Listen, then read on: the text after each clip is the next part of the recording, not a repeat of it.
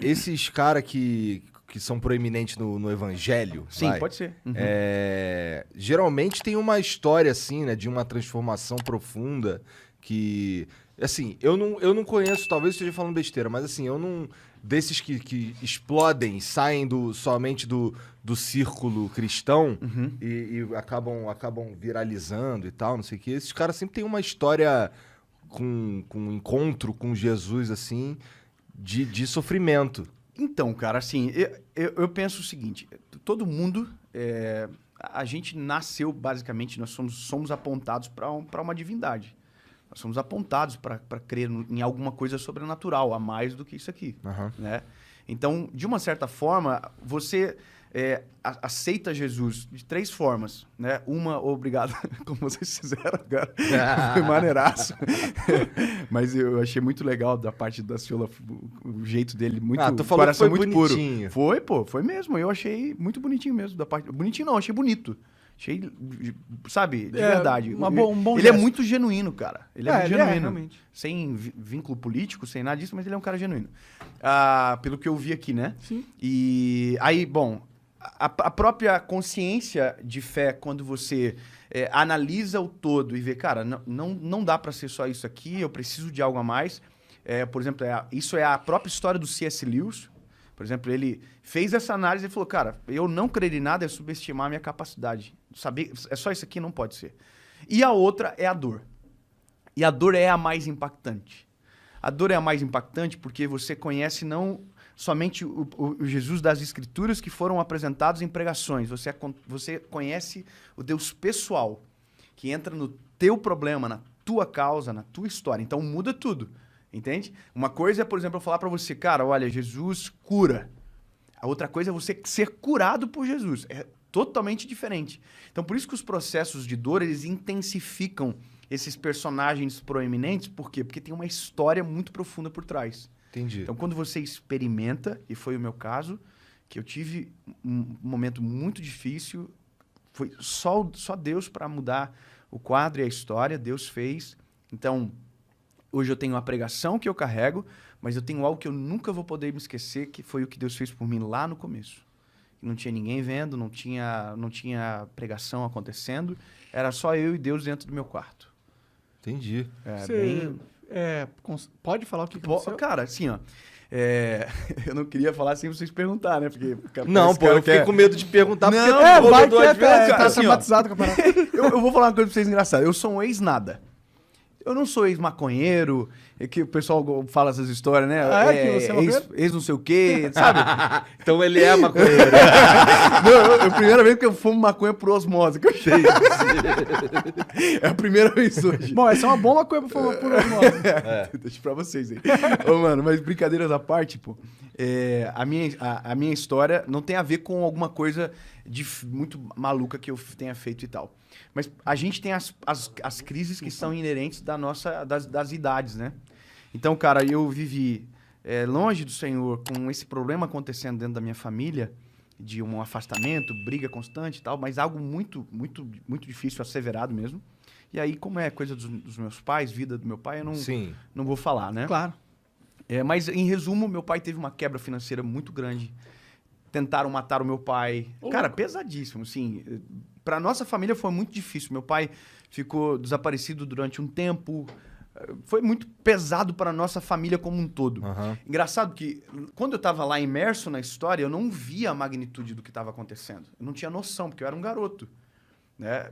E eu também não via o nível de maldade das pessoas. A gente recebia ligação nesse período que meu pai estava afastado, assim, desaparecido, dizendo que meu pai estava morto, que tinha encontrado meu pai em tal lugar amarrado. E tudo trote, cara. Caralho. Na época não tinha parado de identificador de chamada, né? Então, tudo isso gerou consequências dentro da nossa família. Então, além do meu afastamento, a minha formação de caráter também ficou extremamente corrompida. E aí, cara, uma coisa errada é como um leme de um navio. Ele vai te levando para um outro caminho totalmente diferente do que você deveria estar. Então, quando eu cheguei nos meus 19 anos, cara, 19 anos, eu tava namorando há 2 anos com a minha esposa, o que é a minha esposa hoje, minha primeira namorada e a minha esposa. Um relacionamento terrível, cara, terrível, de muito ciúme, de muita briga, de muito desequilíbrio. Eu tava na faculdade na época, minha formação acadêmica é Direito, tinha acabado de entrar na faculdade e na minha cabeça eu tava no hype, né? Porque eu tinha ganhado um prêmio na época da faculdade, de garoto calouro e Da tal. hora. Tava fazendo propaganda de televisão e de rádio na época pra faculdade. massa. Eu tava me achando que eu tava no hype. Só que por trás havia um vazio muito grande. Havia um déficit muito grande. Então, por fora parecia que estava bem, mas por dentro estava morto. E eu tive essa sensação, essa percepção de realidade, cara, no dia 23 de abril de 2009.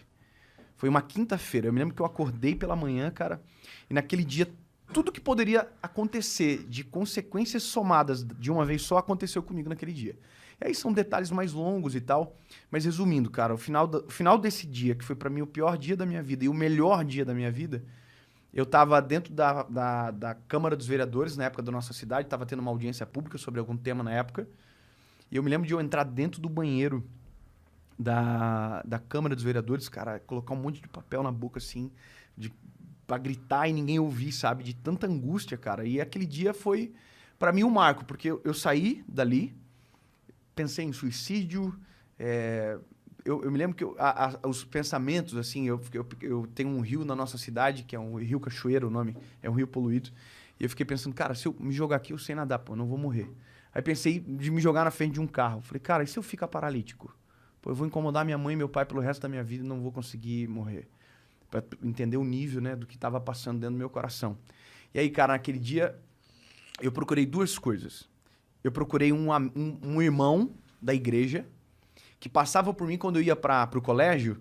Ele passava por mim de bicicletinha cantando o hino, assim. Ele cantava o hino assim, caminhando eu vou para Canaã, pá. E um dia, e eu sempre olhava ele quando eu era mais novo, olhava aquilo e falava assim, mano, que cara ridículo. Eu tô envergonhando a igreja, que coisa absurda. Olha só, eu achava aquilo ridículo. E no dia que a minha angústia se apresentou, eu me lembrei dele. Falei, cara, eu preciso daquele cara. Porque eu me lembro que ele passava por mim, porque ele ia ir orar num monte que tinha na nossa cidade e tal. E eu não encontrei ele, cara. Não encontrei ele. E eu sabe quando tu fica na rua andando assim, bem devagarzinho, pra tu ver se tu encontra o cara naquele trajeto, que é o trajeto normal? Não encontrei ele. E aí procurei a segunda coisa, uma igreja. Que foi a igreja que eu me criei na minha infância. É uma igreja de esquina na nossa cidade, assim. E eu fui ver se ela estava aberta pra ver se tinha algum pastor dentro pra conversar comigo. Cara, a igreja tava trancada. Não tinha ninguém. Tava fechada, mano. Era tarde também, né? E aí, cara, me restou ir pra casa e entrar no meu quarto, fechar a porta. Na verdade, não tinha porta. A nossa casa não tinha porta no meu quarto. Eu fui pro canto da cama, assim, bem no cantinho onde não dava pra ver da porta. Eu dobrei meu joelho e comecei a falar com Deus, cara. A oração mais sincera que eu fiz na minha vida. Sabe? Porque a oração, ela, às vezes, é uma... A gente tenta impressionar, parece Deus, a gente tenta rebuscar as palavras, como se, né? Cara, foi a oração mais simples da minha vida, foi a oração mais verdadeira. Eu nunca chorei tanto, acho, na minha vida como naquele dia. E eu disse uma coisa pro Senhor, eu falei, Deus, se o Senhor existe, se o Senhor é real, e se o Senhor tem um plano comigo realmente, que eu ouvia na minha infância, eu preciso que o Senhor entre na minha vida e o Senhor mude a minha história. Hoje, eu preciso que o Senhor fale comigo. E, cara, eu fiquei naquele cenário ali, orando e tal, e aí me lembrei de uma Bíblia que não ficava no meu quarto, que era uma Bíblia que era do meu avô, que meu avô havia falecido e ficado para nossa família. Eu peguei, fui lá no quarto da minha mãe, busquei a Bíblia, voltei pro meu quarto, e aí, cara, dobrei o joelho de novo e falei, Jesus, eu já ouvi pessoas dizendo que isso pode acontecer, então eu quero que o Senhor faça comigo, se o Senhor fale comigo. Aí eu peguei a Bíblia e abri. E abri em Salmo 116. Nunca tinha lido, nunca tinha aberto aquele texto, estava assim, ama o Senhor, porque Ele ouviu a minha voz e a minha súplica, porque inclinou para mim os seus ouvidos, por quanto invocá-lo enquanto viver. Cordéis da morte me cercaram, angústias do inferno se apoderaram de mim. Encontrei angústia e tristeza e disse, ó Senhor, livra minha alma. Bom é o Senhor, justo Ele é, Ele salva. Cara, era a minha história. Eu clamei ao Senhor, os cordéis da morte me cercaram, eu tive muita angústia. E aí eu comecei a chorar e falar, Jesus, o Senhor é real e tal, mas eu preciso que o Senhor fale comigo de novo. Eu preciso, Senhor, eu estou desesperado. Fala comigo de novo. Abri. Isaías 60. Levanta-te e resplandece, porque já vem a tua luz e a glória do Senhor vai nascendo sobre ti. Aquele dia mudou minha vida para sempre, cara. Mudou meu relacionamento com a minha esposa, na época era minha namorada, mudou a minha forma de tratar os meus pais. Foi a mudança mais radical que eu experimentei na minha vida, cara. Diferentemente da religião que transforma o homem de fora para dentro, com paradigmas e com a própria história, Cristo ele transforma o homem de dentro para fora. Então é aquilo que a gente chama de metanoia, sabe? Quando muda de uma maneira tão radical que você não consegue explicar. Então foi isso que eu vivi. Eu desesperei, busquei socorro, encontrei o socorro. E a partir daquele dia, cara, eu fiquei tão incendiado por isso, e por isso que eu me tornei talvez um pregador do evangelho, porque a minha vontade era que todo mundo conhecesse aquilo.